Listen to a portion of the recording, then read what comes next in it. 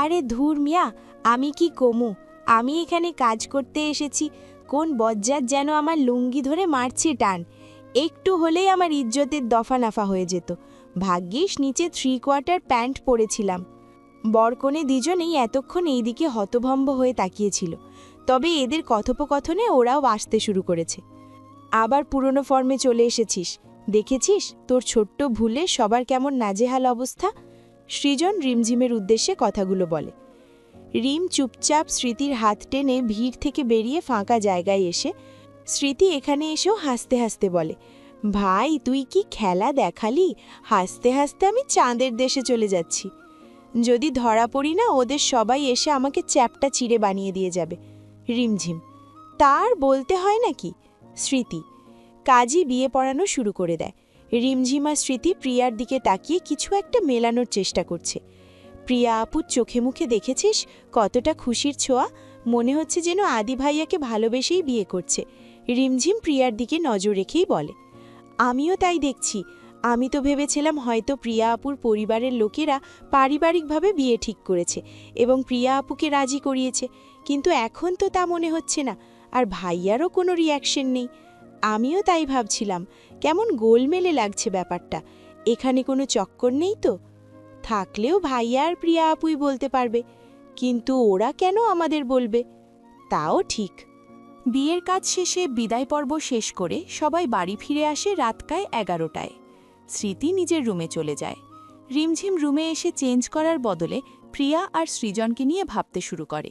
কিছুতেই বিষয়টা মেলাতে পারছে না। চেঞ্জ করার বদলে কি নিয়ে এত গভীর ভাবছিস? সৃজন রুমে প্রবেশ করে ঘড়ি খুলতে খুলতে বলে। রিমঝিম কিছু না বলে শুধু সৃজনের দিকে শান্ত দৃষ্টিতে তাকায়।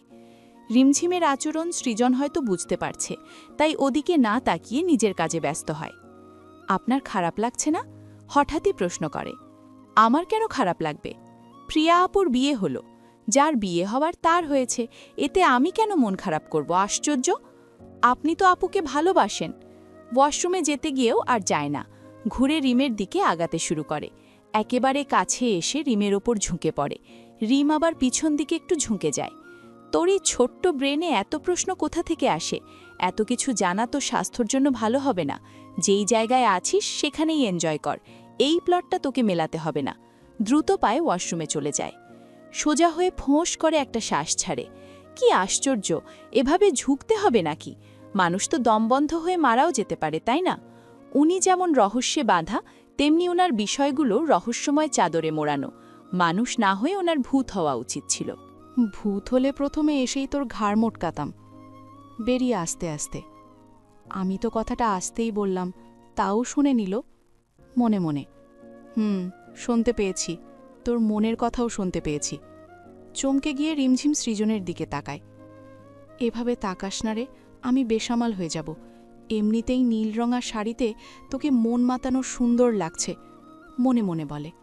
দ্রুত চেঞ্জ করে আয়, নয়তো ভূতের সাথে সাক্ষাৎ করানোর জন্য আউট হাউসে রেখে আসব। উল্টাপাল্টা কাজ ছাড়া আপনি পারেনটাই বাকি। বিরক্তি নিয়ে উঠে যায়।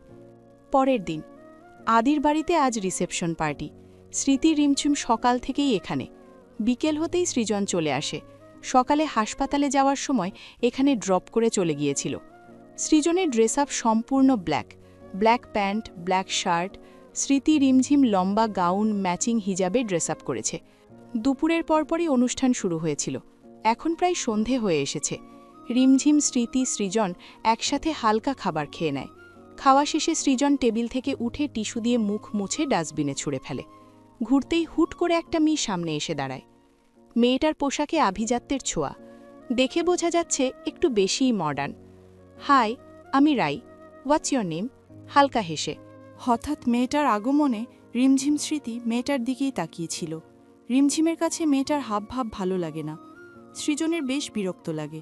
তবুও ভদ্রতা বজায় রাখার জন্য বলে, আমি সৃজন তালুকদার। গাম্ভীর্য বজায় রেখে বলে, nice name. By the way, আমি অনেকক্ষণ যাবৎ আপনাকে লক্ষ্য করছিলাম। আপনি অনেক সুন্দর, আমার আপনাকে অনেক ভালো লেগেছে। মেয়েটার কথাগুলো শুনতেই রিমঝিমের কান থেকে গরম ধোঁয়া বের হতে শুরু করে। চোখ লাল করে তাকায়। সৃজন মেয়েটাকে বাজে কিছু বলবে তার আগে রিমঝিমের ফেস দেখে বুঝতে পারে জেলাসি হচ্ছে। সিন ক্রিয়েট না করে স্বাভাবিক স্বরেই বলে, আপনার আমাকে ভালো লাগে, তো আমি কি করব? প্লিজ একটু সাইটে আসবেন, তাহলে বুঝিয়ে বলতে পারবো। রিমঝিম স্মৃতির দিকে তাকিয়ে। এই মেয়ে বলে কি, কি নির্লজ্জ! লাজ লজ্জা বলতে কিছুই নেই। রিম ফুসফুসতে মনে মনে আওড়ায়। স্মৃতি দুই দিকেই দেখছে আর ফ্রিতে সিনেমার সিন দেখতে পাচ্ছে। ওর বেশ মজাই লাগছে। ওয়েট, আমি কোনো সাইটে যেতে পারবো না, সৃজন বলে। ওকে, সমস্যা নেই। আপনারা একটু সাইটে যাবেন, আমি ওনার সাথে একটু পার্সোনালি কথা বলতাম। রিমঝিম স্মৃতিকে উদ্দেশ্য করে। এবার তো রাগে রিমঝিমের শরীর কাঁপছে। পারলে একটা কষিয়ে থাপ্পড় মারতে পারলে শান্তি লাগত। কেউ সাইটে যাবে না, আপনি বললে বলুন, নয়তো আমরা চলে যাচ্ছি, সৃজন বলে। ওকে ওকে, আমি বলছি। অ্যাকচুয়ালি আমি আপনাকে প্রথম দেখায় ভালোবাসে ফেলেছি। Really, I love you. So আমি আপনার উত্তর শুনতে চাইছি, শেষের কথাটা থেমে থেমে বলে। আই অ্যাম সরি, আমি বিবাহিত। আপনি এখন আসতে পারেন। আপনি মিথ্যে বলেছেন, তাই না? আপনার ওয়াইফকে তো দেখতে পাচ্ছি না। জলজান্ত মেয়েটাকে দেখতে পেয়েও বলছেন আমার ওয়াইফ কোথায়? রিমঝিমের দিকে ইশারা করে। আপনি অনেক ভালো ফান করতে পারেন। আমি স্পষ্টই মেয়েটাকে কয়েকবার আপনাকে ভাইয়া ডাকতে শুনেছি। উনি কি করে আপনার ওয়াইফ হবে? হালকা হেসে হেসে বলে। একদম ঠিক বলেছেন, উনি একদম পিওর সিঙ্গেল আছেন। বলেই রিমঝিম রেগেমেগে অন্যদিকে চলে যায়। পেছন পেছন স্মৃতিও চলে যায়। দেখলেন, উনি নিজেই বললেন। আপনার নাম্বারটা দিন প্লিজ, ন্যাকামের সুরে অনুরোধ করে। এতক্ষণ ঠিক থাকলেও এবার মেজাজ চড়াও হয়ে যায়। এই পাগল মেয়ে, কথা বুঝতে পারো না? বললাম তো আমি বিবাহিত, ধমক দিয়ে বলে। মেয়েটা এবার চুপসে যায়, ভুল করেও আর মুখ খোলে না। সৃজন ধূপধাপ পা ফেলে চলে যায়। ঘড়ির কাঁটা প্রায় 7টা ছুঁই ছুঁই। রিমঝিম স্মৃতির সঙ্গে ঘুরে ঘুরে পুরো বাড়ি দেখছে। ঘুরতে ঘুরতে আদির রুমে চলে আসে। প্রিয়া একা একা বসে। প্রিয়া ওদের দেখেই হাসি মুখে ভেতরে আসতে বলে। রিমঝিমের মাথায় কাল রাতের প্রশ্ন ঘুরপাক খেতে শুরু করে। ভেতরে গিয়ে প্রিয়াকে প্রশ্ন করে, আপু, তুমি কি এই বিয়েতে খুশি? রিমঝিম, খুশি কেন হব না, অবশ্যই খুশি। প্রিয়া। রিমঝিম অদ্ভুত চোখে তাকায়। আচ্ছা, তাহলে কি আপনি সৃজন ভাইয়াকে ভালোবাসতেন না?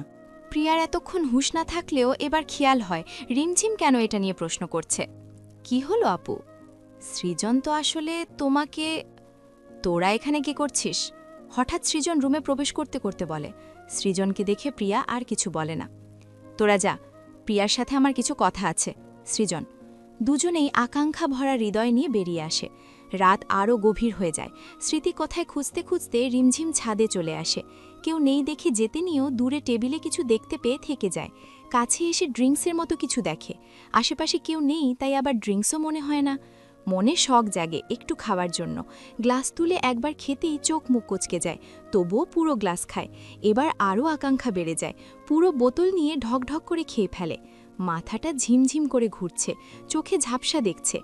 সৃজনসহ একটা ছেলে সাদে আসে। বিয়ারের বোতলটা না দেখতে পেয়ে অবাক হয়ে যায়। একটু আগেই এটা এখানে রেখে আদিকে ধরে আনার জন্য গিয়েছিল। বোতলটা কোথায় গেল? আমি খেয়ে ফেলেছি। ভারী কণ্ঠস্বর শুনে পেছনে তাকাতেই সৃজন বোকা বনে যায়। রিমঝিমের চেহারায় মাতালের চিহ্ন স্পষ্ট, বোঝাই যাচ্ছে বোতল উধাও হওয়ার পেছনে কে আছে। সৃজন ইশারা করে ছেলেটাকে চলে যেতে বলে। রিমঝিম হেলে দুলে সৃজনের কাছে আসে। নিজের পায়ে ঠিকমতো ভর দিতে না পেরে সৃজনের বুকে পড়ে যায়। প্রিয়া আপুর বিয়ে হলো, এতে আপনার কোনো রিয়াকশন নেই? প্রিয়া আপু আবার নিজ ইচ্ছায় খুশিতে বিয়ে করলো, তাহলে আপনারা দুজন দুজনকে কিভাবে ভালোবাসলেন বলুন? আমার উত্তর চাই, মাতলামি করতে করতে বলে। কি মুশকিল, এ তো মাতলামি করছে। তোর ফোন কোথায়? সৃজন। স্মৃতির কাছে। সৃজনের বুকে মাথা রেখেই বলে। সৃজন স্মৃতিকে কল করে গেটে আসতে বলে। রিমঝিমকে কোলে নিয়েই বাহিরে বেরিয়ে আসে। স্মৃতির পাশের সিটে বসিয়ে গাড়ি ড্রাইভ করতে শুরু করে।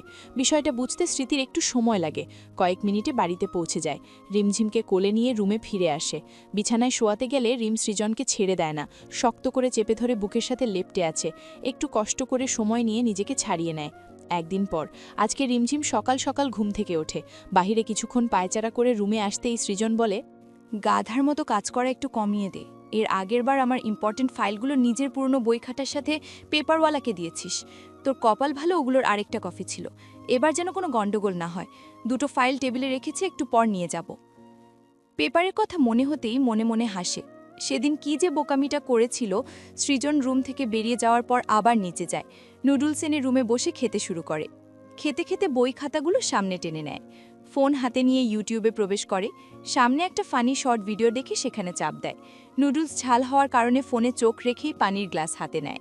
খেতে যাবে এমন সময় ফানি সিন ক্রিয়েট হয়। হাসতে গিয়ে সব পানি সামনের বই খাতাগুলোতে পড়ে যায়। নিচে টাকাতেই ভয়ে হাত থেকে গ্লাস পড়ে যায়, কারণ সৃজনের রাখা ফাইলগুলোতে সব পানি পড়েছে। সৃজন রুমের দিকে আসছিল, কিছু পড়ার শব্দ পেয়ে দ্রুত পায়ে চলে আসে। রিমঝিমকে টেবিলের কাছে ভয় ভয় দাঁড়িয়ে থাকতে দেখে এগিয়ে যায়। টেবিলে তাকাতেই রাগের চোখ লাল হয়ে যায়। শরীরের সমস্ত শক্তি দিয়ে রিমঝিমের গালে সজোরে একটা থাপ্পড় বসায়, সাথে চিৎকারও করে ওঠে। ঠোকের কোণ ফেটে গিয়ে রক্ত বের হয়। রিমঝিম টলমলে চোখে তাকায়, যেন চোখের পলক ফেললেই গলগল করে পানি ঝরতে শুরু করবে।